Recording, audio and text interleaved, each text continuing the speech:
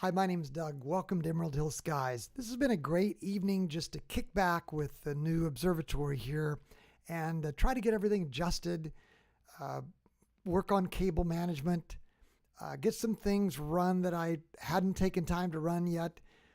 Just really enjoy the night. And this is an inky black night. This is a great night for observing. It's about 25.3 degrees out there at the observatory, but I think with wind chill and the feels like temperature probably is more like 20. But tonight, I got to thinking, this is just what the JWST is doing. The James Webb Space Telescope, which was sent up into the sky on Christmas morning, has been for several months now working on getting set up out there at that Lagrange 2 point in space. So as I kind of thought about this, I thought, as we think about our RASA 11 here, which is kind of like so tiny compared to the James Webb Space Telescope. By the way, that's a live view of the RASA 11 out in the observatory right now. Here's the sky that our ZWO ASI2600MC monochrome MM Pro is looking at up in the sky. You can see we're actually looking at the northern part of the sky, a little bit northeast, I guess. You can see the Little Dipper here, Ursa Minor. If we back off just a little bit more, you might be able to see the Big Dipper up here. So you see the two stars of the bull pointing toward Polaris. There's the Little Dipper. Well, there's this kind of winding constellation here called Draco. And right in the middle of Draco, I got to thinking about this. I guess I was kind of like waxing kind of philosophical or something. I got to thinking about, let's look at the star that the JWST has been looking at just to see if we can find it.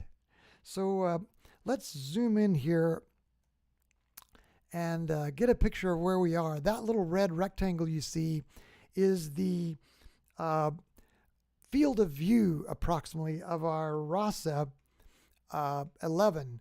And as we zoom in here, you can start to see this kind of, I guess in a way, it's like a nondescript part of the sky. But when the James Webb Space Telescope team decided what star they would point the James Webb Space Telescope at, they chose this one, and it's a 2-mass J1-7554042-6551277, also known as TYC4212-1079-1. It's a little bit easier for me to say than the big 2-mass designation number. But you can see there's not a lot of action around this star. It's kind of just, they're sort of alone. And I think that's why they picked it. They wanted to focus, just kind of concentrate on one star. So I thought, well, let's see if we can find it. What would it look like? Well, look at these two kind of bluish stars. And let's get a kind of a look at what this would look like. See how this makes a kind of a cornucopia looking feature here. You've got point, point, point, and a gradual curve, and then they spread out to these two little blue stars, and then they spread out again. It kind of looks like a horn of plenty. Well, let's go over to our live view at the RASA right now, and to get to the live view, let's go to SharpCap, and SharpCap is the imaging software that we use to do electronically assisted astronomy here at Emerald Hill Skies, and it is kind of the most well-known software for doing EAA. But look at this star, star, star, and then look at these two stars. This is this horn that we've been looking at over in the planetarium software, Starry Night Pro. Here's this horn. So this star right here, look at it kind of by itself. That star is 2-mass J1-7554042-6551277. And I got thinking, this is what the James Webb Space Telescope has been doing. They've been spending the night kind of like I've been spending the night. I got thinking, how do we show this? And I thought, well, let's just kind of show what these guys have been working on. Here they are. They're at the James Webb Space, the Space Telescope Institute, and they're focusing on this same star right now. At least they were in this video. What I would call TYC4212-1079-1. And look at that little star. Now, it starts out kind of a little blob, but as they tune these instruments on the James Webb Space Telescope, they were able to get things lined up. And it's kind of exciting if you think about it. I mean, you can see the looks of anticipation. I mean, these guys have been spending decades getting ready for this moment. And when they finally got the telescope tuned, look how when they went, remember when they were working on HD 84406 and all those little points of light were kind of scattered out into different segments, and they were bouncing all over. They got them sort of arranged so they could sort of see the array. And then they began to tune each individual cell of the overall telescope using something they call image stacking. Now, we do stacking in EAA, but it's different than the way they do. They're aligning all of their 18 unique cells into one spot, and then they use the pistons behind those cells to start working on kind of what we have to do when we tune up our RASA. Remember, we worry about back focus and all that? Well, they kind of worry about the same thing. They get the wavelength to match up with the wavelength of all the other cells. And of course, this is imaging in infrared. And when they get all of these cells aligned and focused, they get them all aimed at one point. Remember what it was like on February 11th when it took this selfie? And remember how it was kind of off? Remember that one cell was pointing? Well, by February 22nd, things got a little bit better tuned. You could see the shadow of the spider that holds the secondary mirror out there. You could sort of see that. And they've spent the last couple of months now tuning. I remember the night I was working on this RASA 11, trying to get it even marginally tuned. I think I spent 6 hours, and man, it was so frustrating. I just wanted to get to observing. Well, the James Webb Space Telescope is going through that over the course of months, doing what's been now called fine phasing, and getting the fine phasing done so that all those cells can focus on one single point of light. It's just been a monumental task to try to make that happen. When it did happen, it was a moment of celebration for them.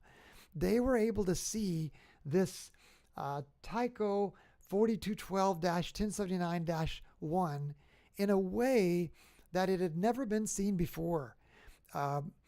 I don't know if it's possible for us to get an idea of what that's like. I mean, as we watch this video, we're kind of just seeing, an approximation of it.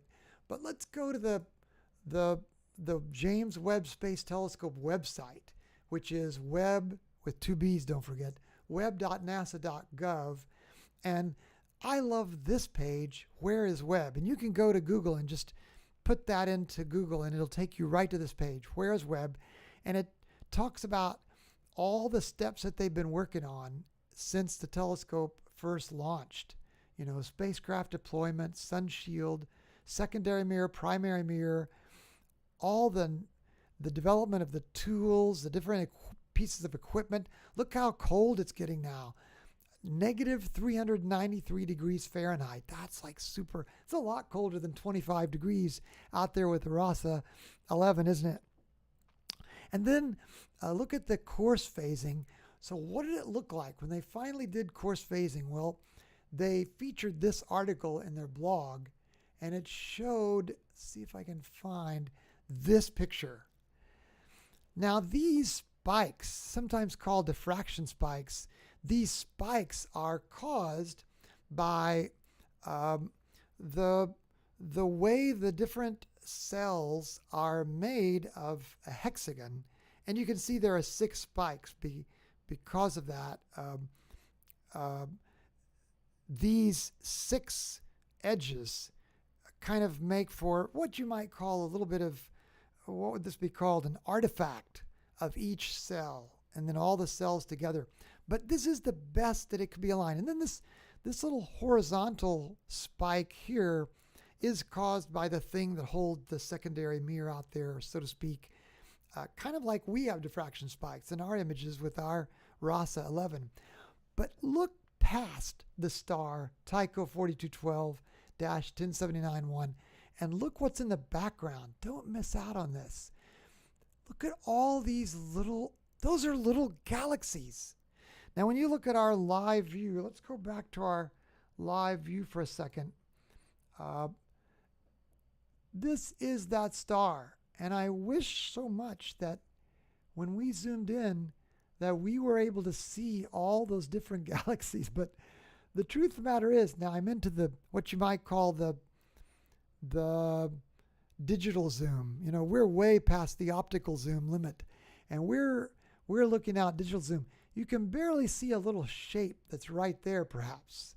Can you make out that little shape? If I get really close, look at this little shape that's right there. But you know, I think that's the best I can do. Now let's go back to their picture and see if we can find that shape. Just remember where that is. I think it's this star right here. I think that little shape that we're seeing is that star right there. So we're seeing a speck of what the James Webb Space Telescope is seeing. But man, I wish we could see more. I wish we could see all these little galaxies.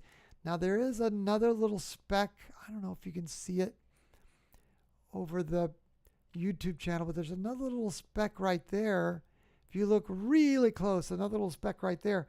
Let's go back at their image and look, there's a little speck right there. Now let's see if we can look for this one. So this makes a little triangle below TYC4212-1079. Let's look for it. Let's go back at our live view. Wow, now I'm starting to see some things. How about you? There's that little triangle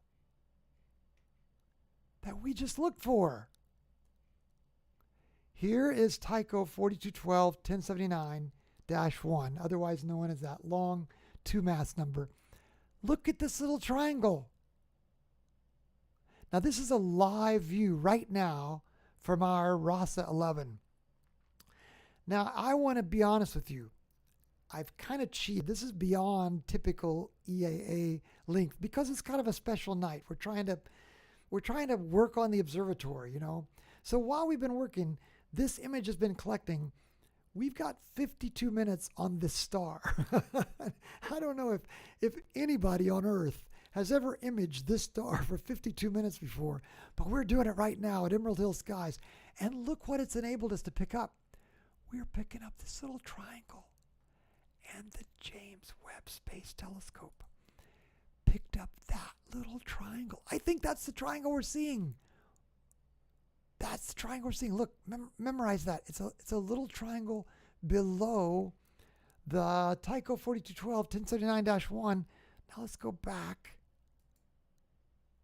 Look, all these little stars down here. We're seeing a little triangle there. Maybe I'm imagining this, folks. Maybe I'm imagining this, but I'm thinking at least this little image right here that I'm seeing in digital zoom, I think it's a wisp of that star right there. How about that? Now I'm not going to be able to bring to you all these super little galaxies. I mean, look at all these spiral galaxies. They've probably never been seen before in all of humanity. These galaxies are not named. If you want to put a star on the map, I mean, I don't even know if anybody's ever done anything with 2MASS J17554042-6551277, except just noted in a star catalog. Now I went out and I looked at it in the Simbad star listing, and this Simbad, lists every single star in the world. Now it typically uses the Tycho number, which is what we're using here in Starry Night Pro, the TYC4212-1079-1. But if you look very closely, here's the 2MASS number here, and it does find this Tycho identity here. And at least it does look it up, so we can at least see what we're looking at. But look, it just had a nondescript star picture there. That's the only thing. There is nothing special about this star. It's about 2,000 light years away. But if you image it for 54 minutes, do you know what you see? You start seeing these little tiny images here.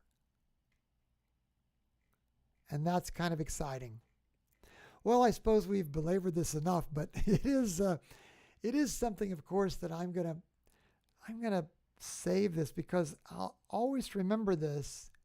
The night that we got just a little bit of a whiff of what the James Webb Space Telescope was doing. It's been tuning and working and getting its observatory set, and that's kind of what we've been doing.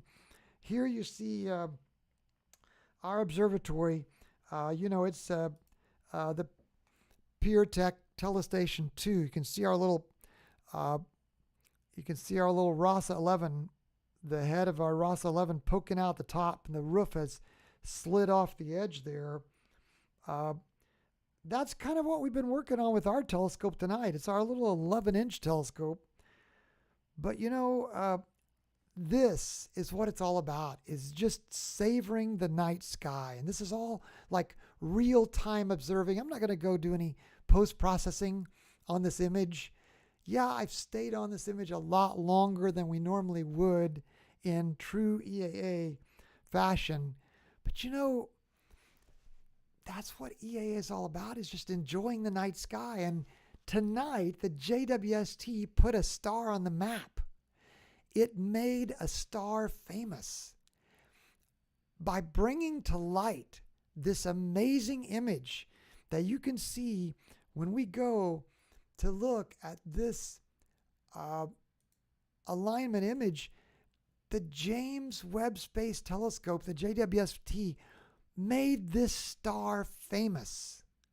And tonight, I've enjoyed it, just being able to look at it. So thank you for tuning in with me and enjoying the Emerald Hills skies, the skies above Emerald Hills here on the outskirts of Louisville, Kentucky, through our little RASA 11 real time. Thanks for being a part of looking at this star that the JWST made famous, and all these little galaxies that you can see in the background. What is the promise of the JWST in the months and years to come, performing way beyond what anybody expected, with lots of fuel left over because they didn't even have to do a lot of correction. So it'll be able to last a lot longer than we thought. Wow, that makes me excited for the stuff we can do here at Emerald Hill Skies as well. And I hope you'll subscribe and click maybe a thumbs up, like this.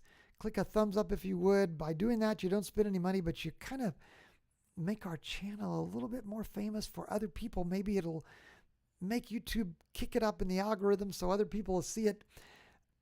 We'd appreciate it a lot, and it doesn't cost you anything if you'll do that. Whether you're watching this live or on the recording, thanks for being a part of this. We'll say goodnight for now, but let's all keep looking up and enjoying what the James Webb Space Telescope is making famous, and what we can all see when we go outside and look up in the night sky. Thanks for being a part of this, and we look forward to seeing you next time. Good night, and God bless.